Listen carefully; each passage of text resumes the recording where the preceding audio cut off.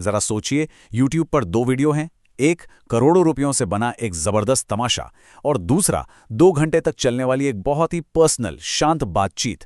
अब सवाल यह है कि इन दोनों में आखिर कॉमन क्या हो सकता है। चलिए इसे थोड़ा और समझते हैं। एक तरफ है मिस्टर बीस्ट, जिन्होंने असल जिंदगी में स्क्विड गेम को रिक्रिएट कर दिया, एकदम हाई ऑक्टेन प्रोडक्शन। और दूसरी तरफ है वेनेसा, जिनकी 2 घंटे लंबी बातचीत बेहद शांत और गहरी है। मतलब दोनों एक दूसरे से बिल्कुल ही अलग हैं। तो फिर सवाल ये उठता है कि इतने अलग होने के बाद भी इन दोनों की जबरदस्त सफलता के पीछे का वो कौन सा राज है जो दोनों में कॉमन है। बस यही वो पहेली है जिसे हम आज मिलकर सुलझाने वाले हैं। तो इस सफर में हम इन 5 पहलुओं पर गौर करेंगे। सबसे पहले हम YouTube की इन 2 अलग-अलग दुनियाओं को देखेंगे। फिर समझेंगे कि दर्शकों का ध्यान खींचने की कला क्या है। उसके बाद हम वीडियो की पेसिंग यानी रफ्तार के महत्व को जानेंगे, दोनों क्रिएटर्स का असली मकसद समझेंगे और आखिर में उस राज से पर्दा उठाएंगे जो किसी भी कंटेंट को हिट बनाता है। तो चलिए शुरू करते हैं YouTube की इन 2 दुनियाओं से। एक तरफ है मिस्टर बीस्ट का रियल लाइफ स्क्विड गेम, जो शुरू से ही एक्शन और बड़े पैमाने पर एंटरटेनमेंट का वादा करता है, और दूसरी तरफ स्पीक इंग्लिश विद वनेसा की एक लंबी गहरी बातचीत है जो सीखने और धैर्य पर फोकस करती है।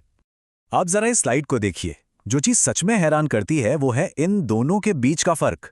मिस्टर बीस्ट का वीडियो $3.5 मिलियन के भारी भरकम बजट से बना एक हाई एनर्जी तमाशा है, और वहीं वेनेसा का वीडियो 2 घंटे तक चलने वाली एक शांत बातचीत। मतलब जमीन आसमान का फर्क है। अच्छा, अब आते हैं हमारे दूसरे पॉइंट पर, हुक की कला। मतलब वो पहले 30 सेकंड जिसमें या तो दर्शक रुकता है या वीडियो बंद कर देता है। चलिए देखते हैं कि ये दोनों क्रिएटर्स शुरुआत में ही दर्शकों को कैसे पकड़ लेते हैं। मिस्टर बीस्ट वो सीधा पॉइंट पर आते हैं, कोई लाग लपेट नहीं। वो एक जबरदस्त वादा करते हैं, एक असली हाई स्टेक गेम शो, और जीतने वाले को मिलेगा एक ऐसा इनाम जो उसकी जिंदगी बदल देगा। अब बताइए, ऐसे वादे को कौन नजरअंदाज कर सकता है। और वहीं दूसरी तरफ हैं वेनेसा। उनका हुक, उनका तरीका एकदम अलग है। वो एक तरह से न्योता देती हैं, एक लंबे, गहरे और कुछ सिखाने वाले अनुभव के लिए। उनका अंदाज शांत है और वादा एक बिल्कुल अलग तरह की वैल्यू का है। अब बात करते हैं पेसिंग की, यानी वीडियो की रफ्तार की। वीडियो चाहे छोटा हो या लंबा, दर्शकों को जोड़े रखने के लिए उसकी गति एक बहुत ही जरूरी टूल है। आइए देखते हैं कि ये दोनों इसे कैसे इस्तेमाल करते हैं। मिस्टर बीस्ट की स्ट्रैटेजी है नॉन स्टॉप एक्शन। मतलब तेज कार्ड्स, एक के बाद एक चुनौतियां और हर पल बना रहने वाला टेंशन। इससे एनर्जी का लेवल हमेशा हाई रहता है और देखने वाले की दिलचस्पी बनी रहती है। और ये देखिए, एक्शन कितनी जल्दी शुरू होता है।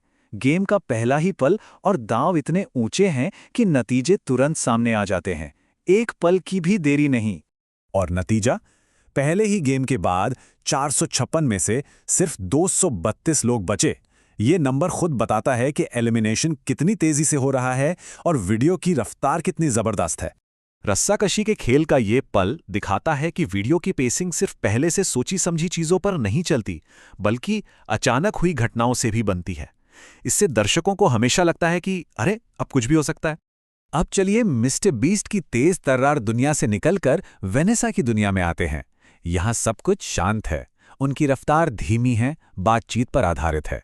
ये एक तालमेल बनाने और किसी भी टॉपिक में गहराई से उतरने का मौका देती है। यहाँ कोई जल्दबाजी है ही नहीं। और जरा इन टॉपिक्स को देखिए, बच्चे का नाम चुनने से लेकर काम और जिंदगी को संभालने तक। बातचीत बहुत आराम से एक के बाद एक आगे बढ़ती है। ये मिस्टर बीस्ट की रफ्तार से एकदम उल्टा है ना? पर अपने दर्शकों के लिए ये उतना ही दिलचस्प है, क्योंकि ये उन्हें विषय की गहराई में जाने और एक भरोसा बनाने का वक्त देता है। तो हमने देखा कि दोनों की रफ्तार कितनी अलग है, लेकिन इन अलग-अलग स्टाइल के पीछे का असली मकसद क्या है? हर क्रिएटर ये क्यों चाहता है कि दर्शक उनका वीडियो देखें? चलिए अब इनके बिजनेस मॉडल पर एक नजर डालते हैं। मिस्टर बीस्ट के इस वीडियो को बनाने की लागत थी $3.5 मिलियन। ये रकम साफ साफ बताती है कि ये सिर्फ एक वीडियो नहीं है, बल्कि एक बहुत बड़ा कमर्शियल ऑपरेशन है। तो मिस्टर बीस्ट का सेल्स फनल, यानी दर्शकों से कुछ खास करवाने का तरीका एकदम सीधा है। वो पैसे का लालच देके सब्सक्राइब करने और स्पॉन्सर का ऐप डाउनलोड करने के लिए कहते हैं। ये एक बहुत ही डायरेक्ट लेन देन वाला तरीका है। वहीं वेनेसा का तरीका बिल्कुल अलग है। वो पहले मुफ्त में बहुत सारी वैल्यू देती हैं, दर्शकों के साथ एक भरोसा बनाती हैं और फिर धीरे धीरे उन्हें अपने पेड प्रोडक्ट्स जैसे कि कोर्सेज की तरफ ले जाती हैं। ये एक लंबा गेम है जो रिश्ते बनाने पर आधारित है। तो अब हम आ गए हैं अपने विश्लेषण के सबसे अहम हिस्से पर। इन दोनों बिल्कुल अलग क्रिएटर्स को आखिरकार एक साथ क्या चीज़ जोड़ती है? वो साझा रहस्य क्या है? और वो रहस्य है ऑडियंस अलाइनमेंट।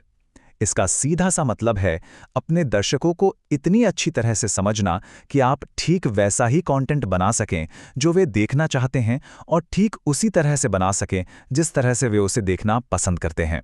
तो बात का सार ये है कि सफलता का फॉर्मूला कोई खास स्टाइल नहीं है, बल्कि ये अपने दर्शकों की ज़रूरतों पर एक लेज़र शार्प फोकस है।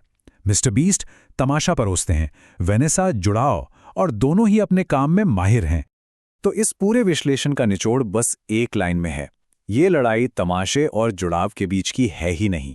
असली बात बस ये जानना है कि आपके दर्शक कौन हैं और उन्हें क्या चाहिए।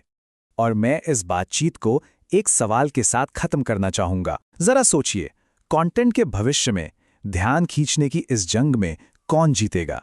वो जो सबसे ज्यादा लोगों का मनोरंजन करता है, या वो जो उनसे सबसे गहराई से जुड़ता है? सोचिएगा जरूर।